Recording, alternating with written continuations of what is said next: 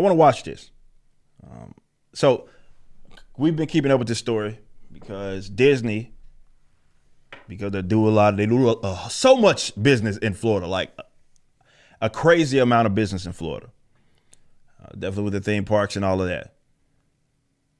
Now, we covered that.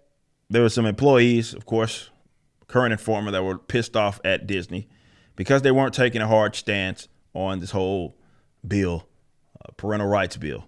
And that pissed them off because, as I mentioned before, everything that's entertainment-based, they feel is supposed to be an extension of them and their views. So how dare Disney not take a hard stance on this? And they didn't at first. And then Bob Chapek, or rather the CEO, whoever it was, came out and said, okay, this was like 2 days ago, we're going to publicly disagree with this. And we're going to, or rather, have a call with Ron DeSantis, as if to say, we are the biggest corporate entity in Florida. We heard you. We also, because you told us not to like this bill, we don't like this bill. And I'm going to talk to, or they were going to talk to Ron DeSantis about this, despite its passing or whatever.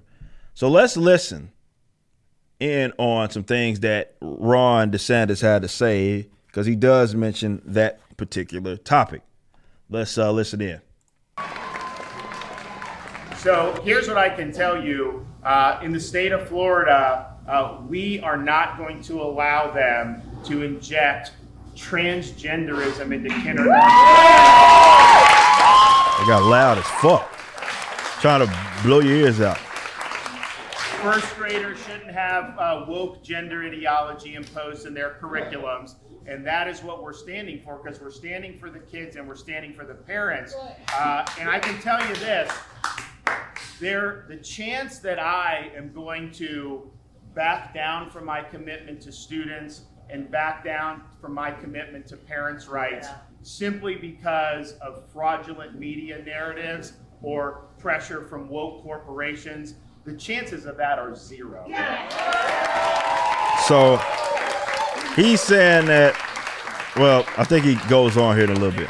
And when you have companies that have made a fortune off being family friendly and catering to families and young kids, they should understand that parents of young kids do not want this injected into their kids' kindergarten classroom.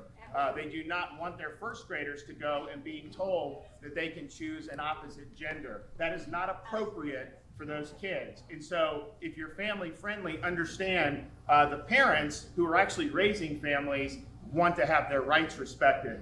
And I also think that if you have companies like a Disney that are going to say and criticize parents' rights, they're going to criticize the fact that we don't want transgenderism in kindergarten and first grade classrooms, if that's the hill that they're going to die on, then how do they possibly explain lining their pockets with their relationship from the Communist Party of China?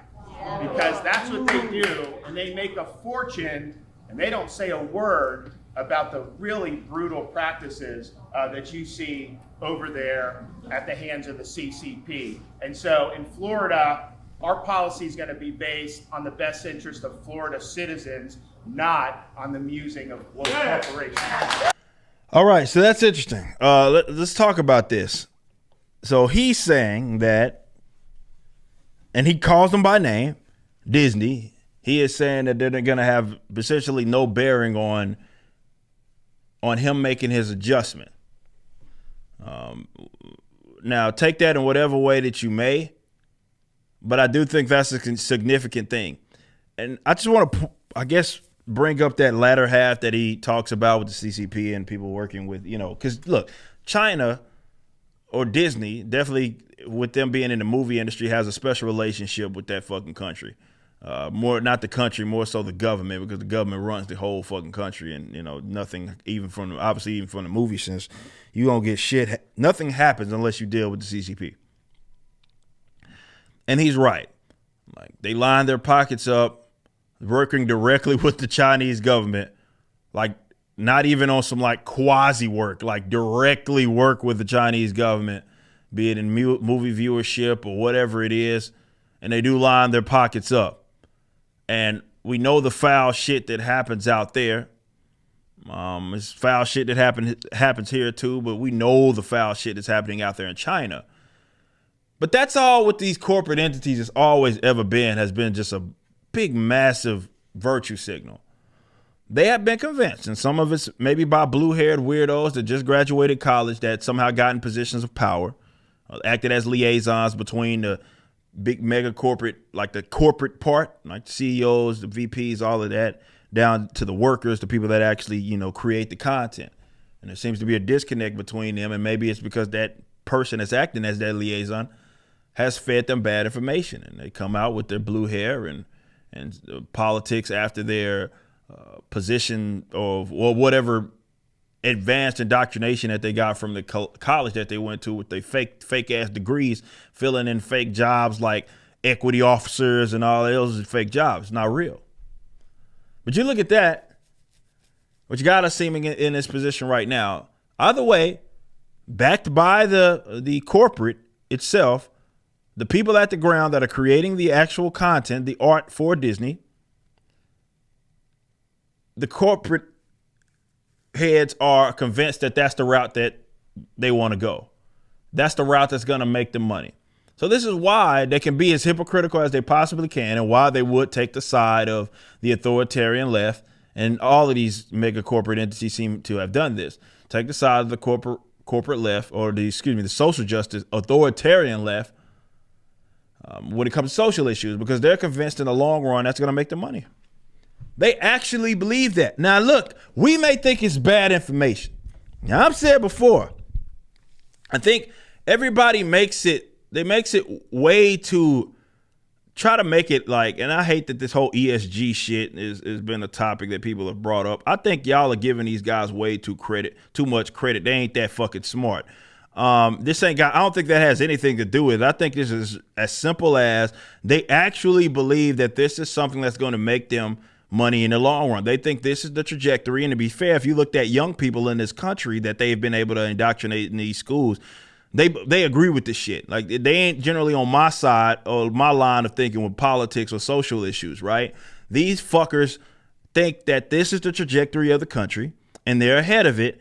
And this is where all this quote unquote woke shit, this is what people want. Now, as I've said, the difference between the authoritarian left and the quote unquote right in this country is that the right funds the left don't fund the right. Right? So, they have the benefit of also being subsidized by people that fucking hate them, or they hate more so the people that they hate. So it works. And even if they do a shit comic or movie fails or whatever, they can pump out a little something and they get a little money off of it. But ultimately they believe that this is where the country and really the West is heading in terms of their ideology. So this is why they are backing them. It has nothing to fucking do with really anything else. They're stupid. Yes, to be believing that this is a sustainable practice.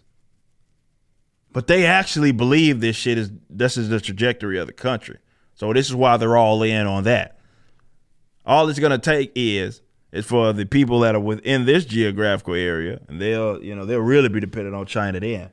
But the people in this geographical area, the ones that they say we are not on your side, fuck you, we want social justice and all that. Once the people in this area realize that that's their approach, and their dollar starts matching up with their line of thinking, those fuckers are done. I don't care how big they are, how powerful they are, they're fucking done. They depend on having their they get by corporate entities.